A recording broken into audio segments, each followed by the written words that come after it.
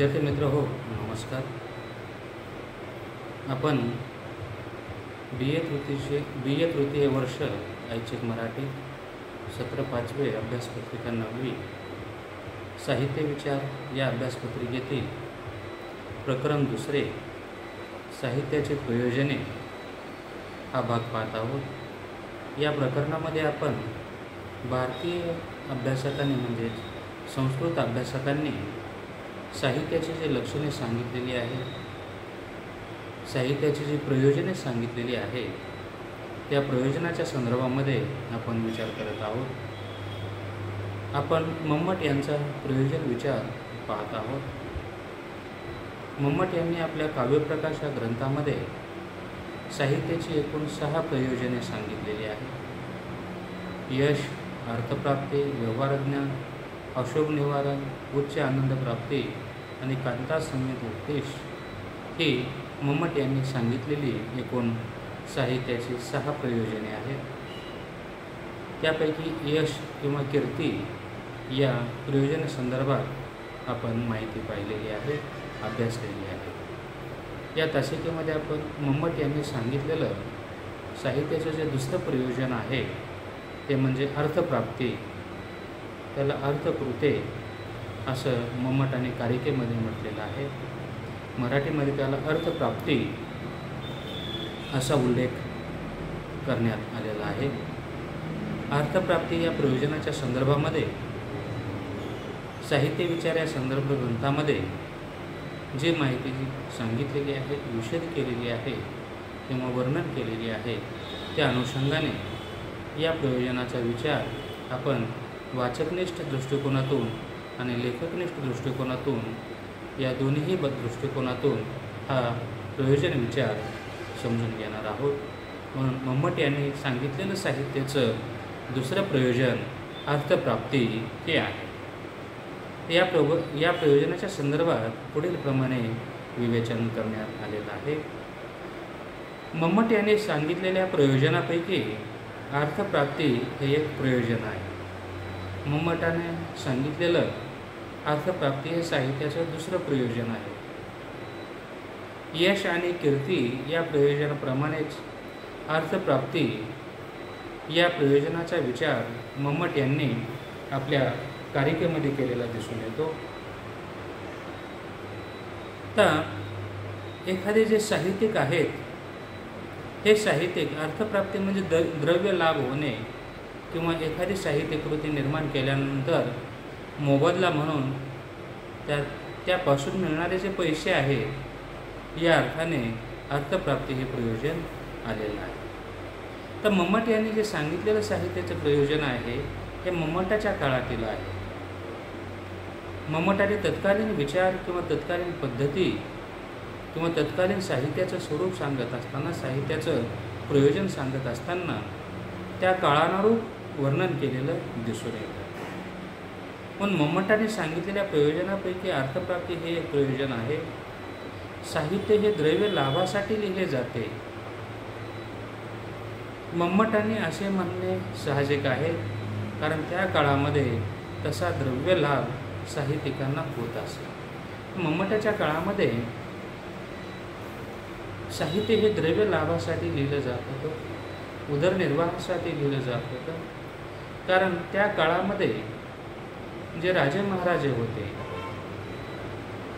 ते साहित्यिकांना किंवा कलावंतांना राजाश्रय देत होते. मग अशा कवींनी, साहित्यिकांनी त्या काळामध्ये राजाचं वर्णन असेल, राजदरबाराच्या पद्धतीचं वर्णन असेल, राजांचा गुणगौरव असेल,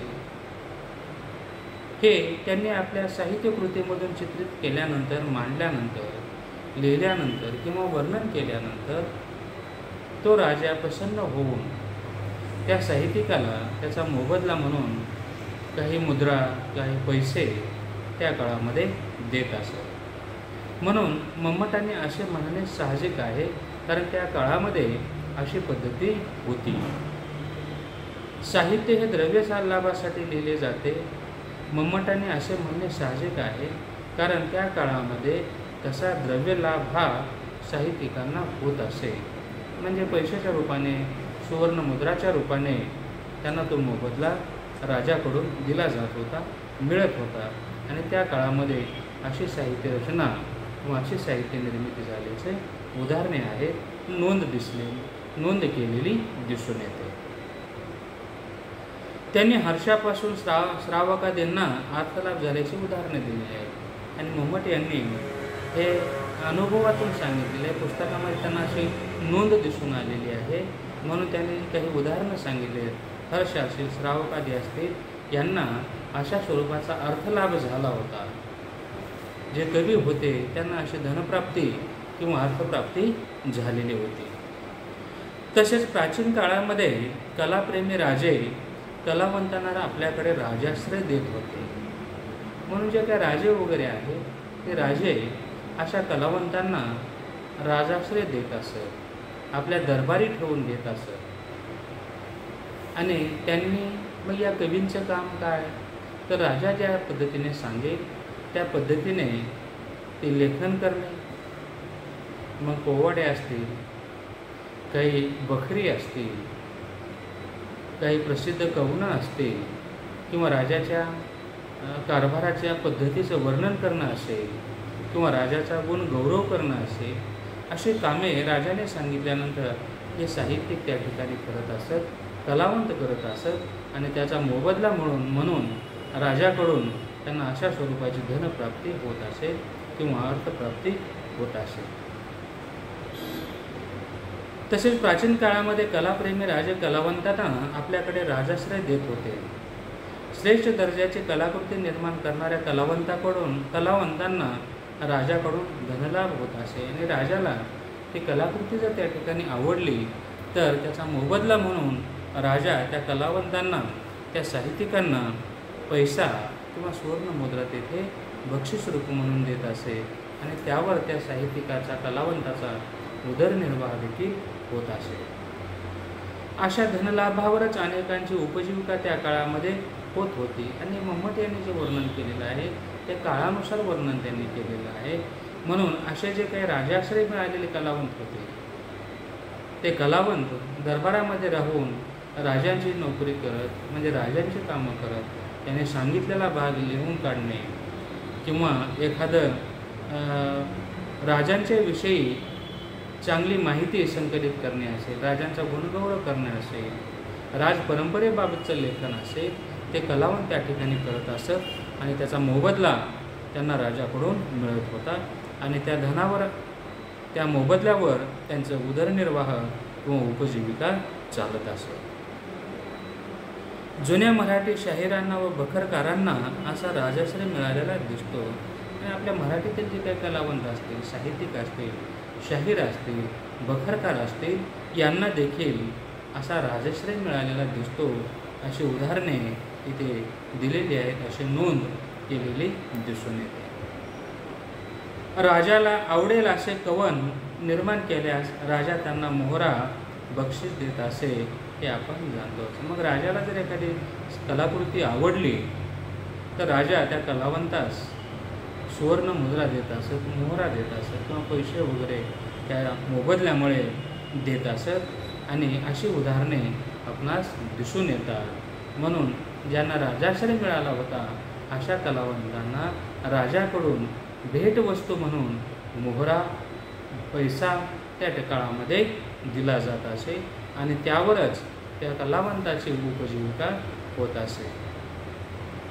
आधुनिक काळामध्येही गोबदेवल यांच्या दुर्गा शापसंभ्रम या नाटकाच्या निर्मिती पाठीमागे अर्थप्राप्ती हे प्रयोजन होते असे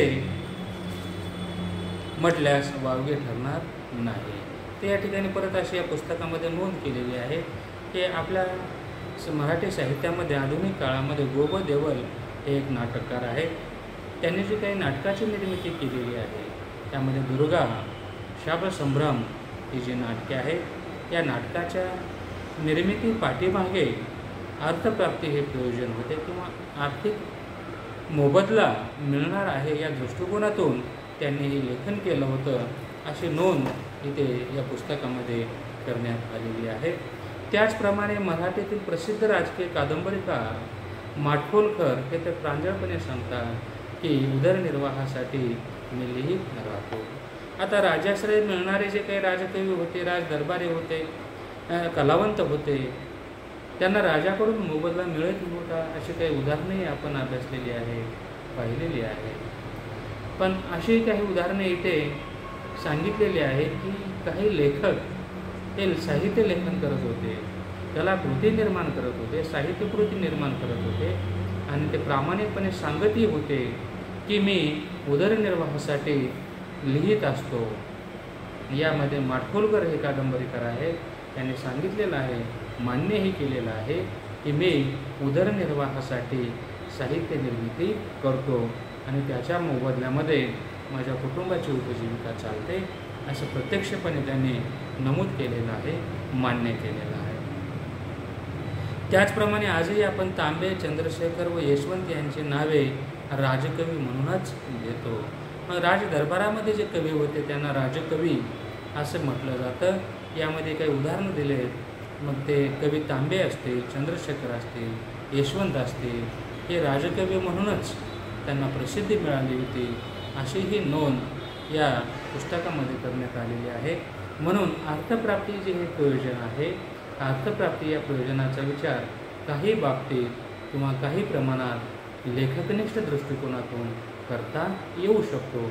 जे काही मम्मटाने अर्थप्राप्ती या प्रयोजनामागचा हेतू किंवा उद्दिष्ट सांगितलेला आहे हा त्या काळातील आहे आणि काही नोंदी अशा करण्यात आलेल्या आहेत किंवा इथे असा उल्लेख करण्यात आलेला आहे की ज्यांना राजाश्रय मिळालेला होता, असे काही दरबारी कवी होते, राजकवी होते, त्यांना त्या साहित्यकृतीच्या मोबदल्यामध्ये त्यांना द्रव्यलाभ होत होता. म्हणून अर्थप्राप्ती हे जे मम्मट यांनी सांगितलेले प्रयोजन आहे, काही अंशी काही बाबतीत या प्रयोजनाचा विचार लेखकनिष्ठ दृष्टिकोनातून केला जाऊ शकतो अशी नोंद येथे करण्यात आलेली आहे. ज्या पद्धतीने यश आणि कीर्ती या प्रयोजनाचा विचार केलेला आहे, त्याच पद्धतीने आपण अर्थप्राप्ती हे प्रयोजन देखील आपण समजून घ्यावं लागणार आहे. म्हणून काही लेखक पैशासाठी जरी लिहित असतील तरी सर्वच लेखक पैशासाठीच लिहितात असंही आपण म्हणू शकत नाही. या संदर्भातही काही विवेचन या अर्थप्राप्ती या प्रयोजन विचाराच्या संदर्भामध्ये आलेला आहे. याचा विचार आपण या नंतरच्या तासिकेत करणार आहोत. आजच्या तासिकेत आपण इथेच थांबूया. धन्यवाद.